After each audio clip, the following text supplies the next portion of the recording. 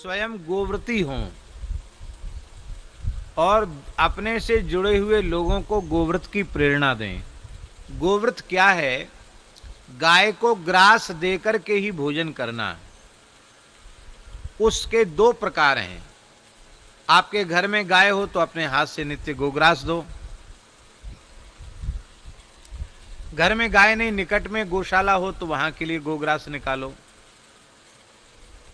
नहीं तो एक संत ने हमको बहुत अच्छी बात बताई कि माताएं घर में जैसी रसोई का काम शुरू करती हैं, एक कनस्तर बना लो, एक पीपा बना लो, और आटा जो लगाते हैं ना, तो सूखा आटा, जैसी परात में आटा भरा तो एक कटोरा भर के आटा, जितनी आपकी सामर्थ्य हो, कम से कम पाव डेढ़ पाव आटा, और वो जो है कनस्तर में डाल दो गौ माता के नाम से।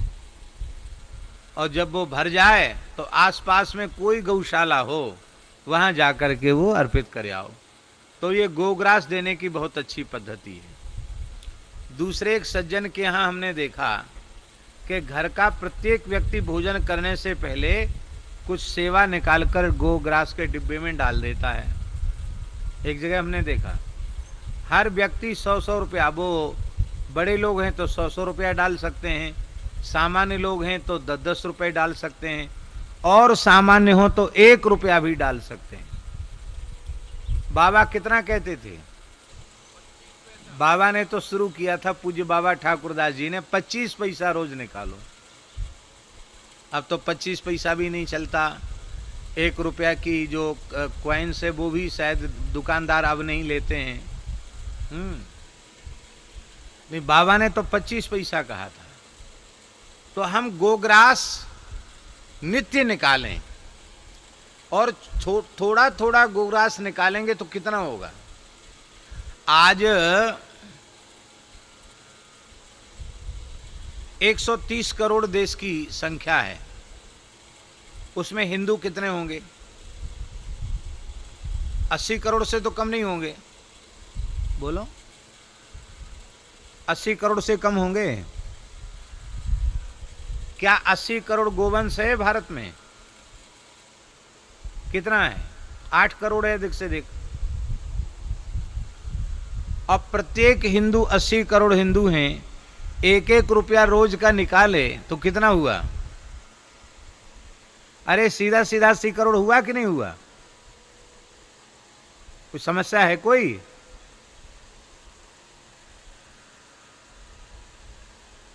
नित्य प्रति हम गोग्रास निकालें। पहला साधन, कम से कम 4 माला गोरक्षा के लिए नित्य करें। महामंत्र की करें या गुरु मंत्र की करें, निज मंत्र की करें, जो भी आपको मंत्र मिला हो, अथवा कोई मंत्र न मिला हो तो आप जो भगवान का नाम आपको अत्यंत प्रिय हो उस नाम की आप 4 माला कम से कम गोरक्षा के लिए करिए।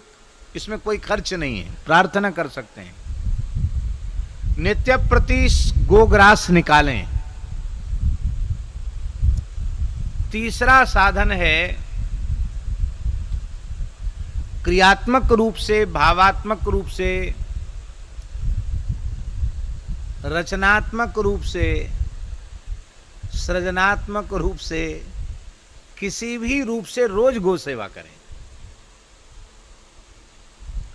आपके पास गाय नहीं है, जहां आप रहते वहां गाय नहीं रख सकते, तो गो सेवा संबंधी, गो उपासना संबंधी, गो संबंधी विचार भी आप नहीं दे सकते हैं क्या? बोलिए, विचारों को प्रेषित कर सकते हैं कि नहीं? गो उपासना संबंधी विचारों का आदान प्रदान कर सकते हैं कि नहीं कर सकते हैं?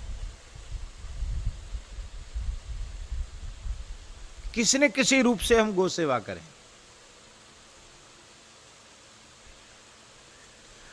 अपने जीवन के प्रत्येक उत्सव में गो सेवा का एक अंश निकालें।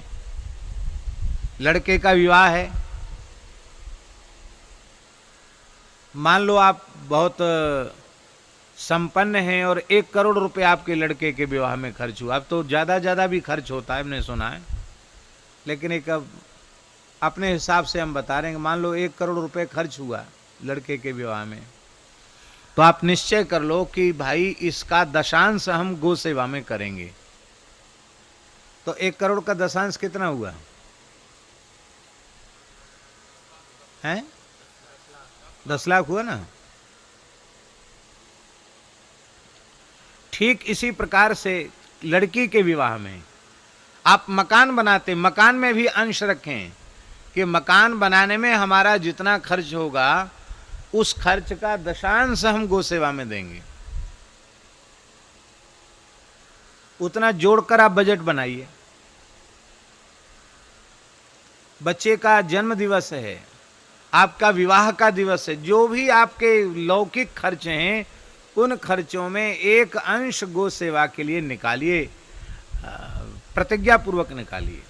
हमें पूज्य बाबा श्री ठाकुरदास जी ने जब प्रेरणा दी थी हमको ये बात, और उसके बाद ये प्रेरणा बाबा ने हमको 2006 में दी थी, और उसके बाद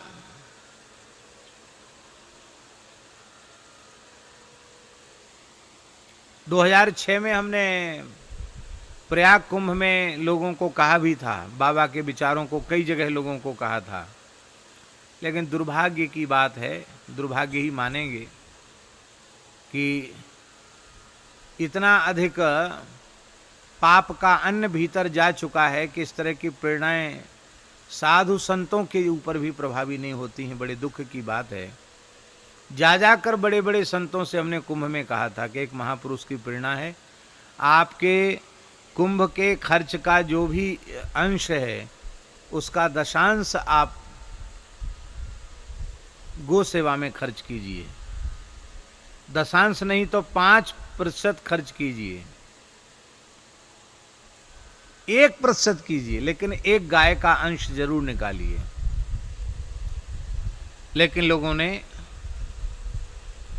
किसी ने तो कहा हमारे यहाँ तो खुद ही गौ सेवा होती है, हमारे यहाँ साधु सेवा होती है, हम क्यों निकालें? अरे तो हम थोड़ी मांग रहे हैं तुमसे कि आप हमको दो, हम थोड़ी मांग रहे हैं, आप निकालिए जरूर। और पूरे कुंभ में सैकड़ों करोड़ों रुपए खर्च होते हैं, और इतना निकाले तो कितना अंश इकट्ठा हो जाएगा, कितनी राशि इकट्ठी हो जाएगी, उससे कितनी बड़ी संख्या में गोवंश की सेवा हो सकती है। लोगों ने तो नहीं माना, लेकिन एक महापुरुष की, संत की आज्ञा थी, हमने उसे स्वीकार किया। और हमारे प्रत्येक कुंभ में, कुंभ के बाद हम जहाँ जहाँ सब जगह गौ सेवा का अंश निकालते हैं। सूरश्याम में भी देते हैं और कई जगह देते हैं, पथबेड़ा में भी देते हैं, सब जगह देते हैं। एक विचार कर लेते हैं कि इस कुंभ में इतना खर्च हुआ, उसके हिसाब से सब जगह सेवा प्रस्तुत करते हैं। इस तरह से स्वयं अपने जीवन में गाय को, पूज्य बाबा ठाकुरदास जी कहते थे, गाय को मन में बसाइए। हमारे मन में गाय बस जाए, हमारे हृदय में गाय बस जाए, हमारे विचारों में गाय आ जाए, तो हमारे जीवन में गाय अपने आप अवतरित हो जाएगी और हमारा जीवन धन्य हो जाएगा।